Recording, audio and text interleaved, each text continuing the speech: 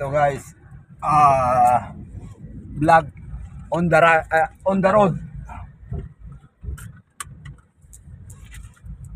Ito kasama ko si Boss JP, yan. Ayan yung project niya, oh. Di ba? Oh. Yan yung project ni Boss JP. Yan. Ito naman, kaya wag kayong ano sa akin. Loko-loko, ayan, oh. Building ni Boss Rapi yan, no. Rapi in action yan. Diba? Nagluloko-loko sa akin, yari kayo. Kaya wag yung gagalitin yung mga OFW natin.